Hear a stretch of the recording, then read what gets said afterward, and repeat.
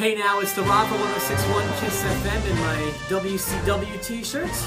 Trademark infringement, I think. Vince is going to sue you. No, this is actually a WWE licensed product. That's true. It's it's weird. They never really used that logo. I know. Like in WWE. They had the weird fangy looking logo when they brought it in. But of course I have my broadcast colleague. Hey, what's going on? It's Eric Cornish. I'm wearing my red Solo Cup WKDQ t-shirt today. So both are good. Let's have a party, right? Vince is like, I didn't make that shirt either. Well, anyway, so today we thought we'd bring you another one of our great topics because it always brings out the conversation in everybody. These always wind up being very fun. Yeah, and so we are going to ask for your opinion too at the end of this. Our topic today is superstars being repackaged, basically changing characters. Good and bad. So we've come up with some of our favorites and least favorites. Yeah. And we invite you to share too. We'll give you our email addresses and Twitter handles at the end of the show, so you can do that. But do you want to kick off with one that you particularly liked, maybe, or didn't like? I want to throw out someone who deserves the repackaging gold medal, not for being a good or bad. I'm not passing judgment on any of the gimmicks, but I feel like Barry Darsow has been through so many because true story. He was been Barry Darsow. I believe he wrestled under his real name. Yes. He's wrestled under the name. He was Crush from Demolition. Smash. I'm sorry. He was he Smash? Okay, yes. I apologize. Smash. That's a prelude to where I'm going later, so that's okay. Oh, obviously, I apologize for that. He Smash from Demolition. He was Crusher Khrushchev. That's where I got it mixed up. He was Crusher Khrushchev. Yes. He was Hole-in-One Darsow. Yeah. He was Repo Man. I mean, there's a whole... Blacktop Bully, don't forget that. He was the Blacktop Bully. There's a whole lot of different names happening there. Which driver's license does he hand to, the police officer if he gets pulled over? I would say you wouldn't want to be the Blacktop Bully because he's got way too many tickets to his name. Mr. Khrushchev, we've got you going 97 here in a 49 zone or whatever. Yeah, the point is, that's a whole lot of gimmicks for one guy to take on. I will give this to Barry Darsow, though, as a person. As bad as some of those gimmicks were, he embraced all of them and made them his own. And that is the key, I think. Something like Gold Dust, to me, could have been, almost should have been, an awful, forgettable gimmick that didn't last very long. But because Dustin embraced that the way that he did, it is what it is today. And really, let's talk about, since you mentioned that, let's talk about Cody. Because Cody's on the road to that at this point. And he has done well with every character, too. Because I've loved from dashing Cody Rhodes to the Cody Rhodes that got his face smashed in, and all of a sudden he was this dark character. He was really good, and then he was babyface Cody Rhodes, which is pretty good, and now Stardust, which seems to be over like crazy, and I kind of like it. I need Stardust to do do though. I feel like it's the same promo every week. I'm ready for something to happen there. Yeah. So, but anyway, just had to throw that one in. Go ahead, your turn. Let me start with one that I liked a whole lot. There's two that I really like and think have done a good job. One, JBL. And not that he had a bad character before, but just think about this. All of the transitions he went through. He was APA Bradshaw, which seemed to be the best one that, he had come to so far, and got so over with that as a babyface. Now he makes the transition to JBL, which is like the millionaire Texas, stock market guy, and just crushes that out of the park too, and becomes a world champion because of that. And I think that's an amazing repackaging right there. Those two that you mentioned are good, although I wasn't a fan of the Blackjack Bradshaw. No. To me, I don't like when a character's gimmick is just that they're redneck, or just that they're a cowboy, or whatever. Or just recycled from the Blackjacks of the past. That was a big time for that. Midnight Express, Blackjacks, Throwing a cowboy hat on somebody doesn't make me want to cheer for them. But that's just me. A lot of people went through some pretty big changes.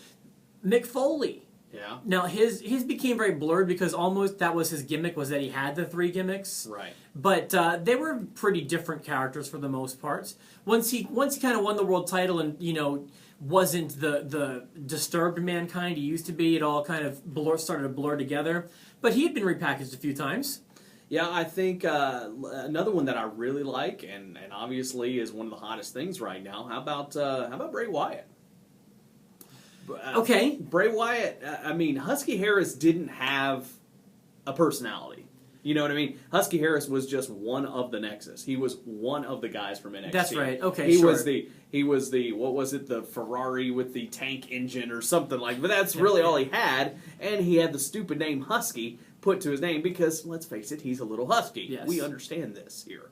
But becoming from Husky Harris to becoming Bray Wyatt. You remember the first night as Bray Wyatt, people chanted Husky Harris. Now nobody remembers that. That's true. Nobody. It is remembers eons that. ago. Yeah. And on the same, his I guess you could say his former partner, Michael McGillicuddy. True. I mean, what's his real name here? Is it Michael McGillicuddy or is it Curtis Axel? It could be Joe. I don't know. It could be. How about the big leap from the demented dentist to the Big Red Machine? And let's not forget, he was also Diesel at one point in between there. That's a very good point. He was Diesel. You know, I saw recently Kane walked out of an interview right after it started because someone asked him about being Isaac Yanko. Yes. And, Kid Chris. And I guess it's the way that it was asked, I think. Maybe. I think it was, just show how smart of a wrestling fan I am. I'm going to bring up the fact that you were Isaac Yankem. I don't know that he necessarily looks back with that much disdain on it. It's you want to talk maybe about. He does. But he did some, in my opinion, when you unmask, you're kind of repackaging, and then you put the mask back on. To me, is always a funny move. Yeah, I think that was weird. Rey Mysterio seemed to work well for him. Going back. But let's go back to where I was going to go originally, and that is, you talked about Barry Darsow. I'll talk about Bryan Adams with Demolition. What I think was the oddest repackaging is that here is Crush, the third member added to Demolition, when they finally decided to disband the group because the Road Warriors came in and kind of overshadowed them. Crush came back, still is Crush, only he was this Hawaiian babyface with blonde tips, and he still that was the oddest repackaging to me because normally if they do something so drastic they'll just change the name and make you a new person. And me as a kid then I probably wouldn't have even noticed the difference, but they still called him Crush, which I think was odd, and he kept that name pretty much through his entire career until he went to WCW. It didn't stop there. Because he was in the Gang Wars. Yes, he was in the DOA as Crush. He went to jail for a little while, then came back as like the jail guy, then he was in the Nation of Domination, then he went... Also, don't forget his character as a singer, the one who sang Summer of '69 and Heaven, and songs like that. Everything I do, I did it for him. Exactly, we all did it for Crush. I think that was a different Bryan Adams, maybe. It could have been. It's hard to get him. That one's still alive and living in Canada. That's true. But anyway, God rest his soul, Bryan. What about one I hated was when The Undertaker became a biker. See, and I know you like that. I think I liked it, and I think it was crucial to his longevity. Do you? Yes, I do, because I think at that time, I think the Dead Man thing got a little stale. I think it was in that period where everything was a little more reality-based in wrestling. Everything was like... even the Mankind characters and the Goldust characters, they would do interviews with Mick Foley and Dustin Runnels. You don't want to see the Dead Man walking around when everything's realistic, when everything is like, this is almost reality TV. I think that was crucial to that character surviving. And then it made people yearn for that Dead Man character, so when it came back, it became that nostalgia act that it is still today. I guess you make a good point. When you initially said it, I was going to say I don't agree with you, but you do make a good point that everything was kind of going personality based, and I do see that point. I think Undertaker could have survived that though, personally. I mean, either way, it's still, to me, I didn't hate it. It's not my favorite time of the Undertaker for sure, but I do think it helped him get along there.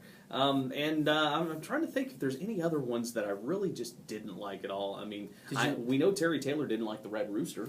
That's true. He did not like the Red Rooster. What about this is kind of subtle, I guess, because he wasn't a huge star in WWF at the time, but when Michael Hayes came over to WWE, he was Handsome Doc Hendricks. Yes, Doc Hendricks. Yeah, that was kind of weird. I mean, I think most of the wrestling fans knew who he was at that time, and to be Doc Hendricks, I never really got what his gimmick was supposed to be as an announcer. You go back and a lot of people say that he was, like obsessed with the 80s or something like that. I never got that.